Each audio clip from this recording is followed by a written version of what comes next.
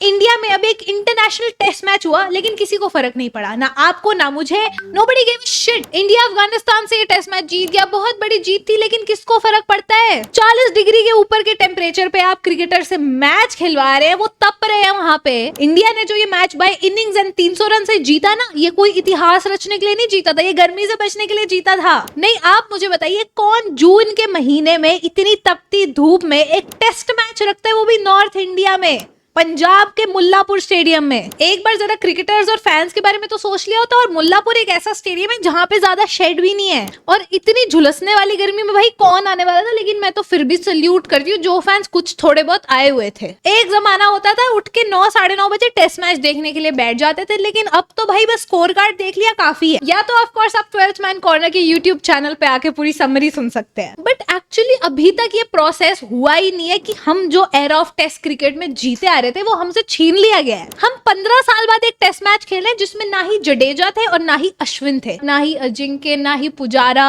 And of course the main man Virat Kohli. And of course Virat की तो एक ऐसी कमी है जो हर समय खलती रहेगी, वो एक दिल में ऐसा छेद हो चुका है जिसको आप भर नहीं सकते हैं। गलत मत समझो, I am happy, I am proud of this team, whatever they pulled off. भाई इतनी बड़ी जीत उन्होंने रजिस्टर करी and they are doing what they can. But as I said, थोड़ा तो टाइम लगेगा इन सब चीजों को प्रोसेस करने में, इस ट्रांजिशन को प्रोसेस करने में। बट जिस तरह मुल्लापुर स्टेडियम में स्टैंड्स खाली पड़े थे ना, like I felt very bad for Mullanpur stadium also, क्योंकि एक वर्ल्ड क्लास स्टेडियम है। I am not even kidding, मैं खुद वहां जाके मैच देख के आ चुकी हूँ। अमेजिंग स्टेडियम है, अमेजिंग फैसिलिटीज, लेकिन भाई कौन आता है इतनी गर्मी में। Again kudos to the Mullanpur stadium, उन्होंने प्रॉपर वहां कूलर वगैरह लगाए हुए थे फॉर द फैंस। गौतम गंभीर भी खुद आके हाइड्रेशन, इलेक्ट्रोलाइट्स ये सब ऑफर कर रहे थे फैंस को, क्योंकि इतनी गर्मी थी भाई वहां। अगर इस मौसम में जस्ट आफ्टर आईपीएल आपको एक मैच रखना ही था टेस्ट का, तो आप पिंक बॉल टेस्ट मैच रख लेते यार। इसके लिए फैंस भी आते, लोगों का इंटरेस्ट भी बनता, स्टेडियम फिल होता, और भाई इतनी गर्मी में झुलसना ना पड़ता क्रिकेटर्स को।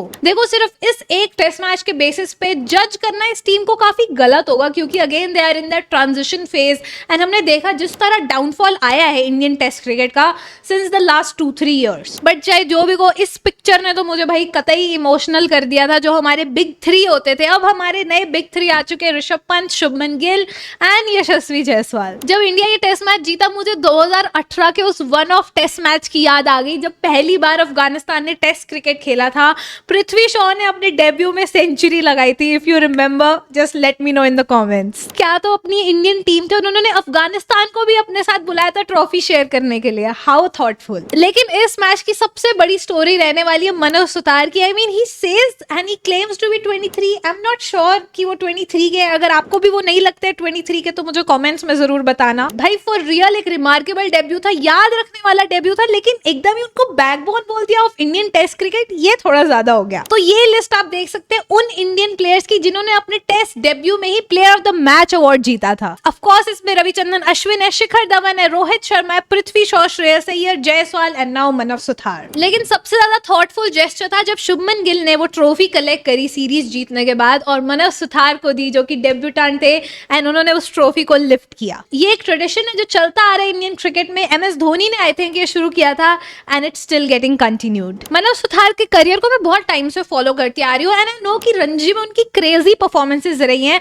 और फिर जब उनका इंडियन टीम में सिलेक्शन हुआ तो ये कहा गया कि भाई जीटी का कोटा है, लेकिन अगर ये जीटी का कोटा अपने फर्स्ट डेब्यू में ही 6 विकेट हॉल ले जाए, so I don't mind. Overall 7 wickets निकाली इस मैच में और उसके साथ 28 रन भी बनाए थे बैट से, तो एकदम ओवरऑल परफॉर्मेंस रही। एंड यहाँ क्रेजी सिमिलैरिटी रहेगी मनोज सुतार और रविचंद्रन अश्विन के बीच में, क्योंकि रविचंद्रन अश्विन ने 2011 में अपना डेब्यू किया था टेस्ट क्रिकेट में, 6 विकेट हॉल लिया था, प्लेयर ऑफ द मैच जीते थे। अब जून 6, 2026 को मनोज सुतार ने अपना डेब्यू किया, उन्होंने भी 6 विकेट हॉल लिया अपने टेस्ट डेब्यू पे और player of the match award जीता। लेकिन इस बीच हम वॉशिंगटन सुंदर की कॉन्ट्रीब्यूशन को नहीं भूल सकते। उन्होंने भी 50 रन बनाए बैट के साथ, पहले इनिंग्स में 1 विकेट निकाला और दूसरी इनिंग्स में 4 विकेट्स निकाले, और इंडिया ने ये by an innings and 300 run ये मैच जीता, जो अब तक की उनकी इतिहास की सबसे बड़ी जीत है इन टेस्ट क्रिकेट। अगर आपको थोड़ा सा राउंड अप दे इस टेस्ट मैच का, मनोज सुतार ने निकाले 7 विकेट्स, कुलदीप यादव ने भी आगे 3 विकेट्स लिए थे, वॉशिंगटन सुंदर की हम बात कर चुके, 4 विकेट हॉल उन्होंने निकाला, केएल राहुल का 100 आया था, गिल ने भी 126 मारे थे, उसके बाद पंत ने भी 81 रन मारे, तो एक कंप्लीट ऑल राउंड परफॉर्मेंस थी। और लग तो रहा है जडेजा को कहीं ना कहीं साइलेंटली साइडलाइन कर दिया गया है Indian test cricket and ODI से भी।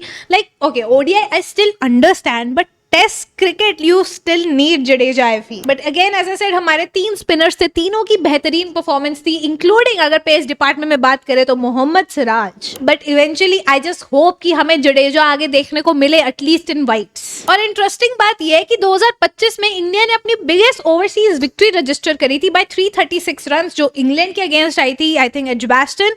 अब 2026 में इंडिया ने अपनी सबसे बड़ी जीत रजिस्टर की इन टेस्ट क्रिकेट, और दोनों आई है शुभमन गिल की कैप्टेंसी के अंडर। इसी के साथ ही अफगानिस्तान अभी भी इंटरनेशनल क्रिकेट में इंडिया को हरा नहीं पाई। अब तक 100% विन रिकॉर्ड है इंडिया का across all the formats versus Afghanistan. वहीं दूसरी तरफ हमें सुनने में आ रहा था कि सूर्य कुमार यादव ने मुंबई इंडियंस को अनफॉलो कर दिया और सारी पोस्ट उन्होंने रिमूव कर दिया, लेकिन उसके बाद अगेन आफ्टर सम टाइम उन्होंने मुंबई इंडियंस को वापस फॉलो बैक कर लिया था।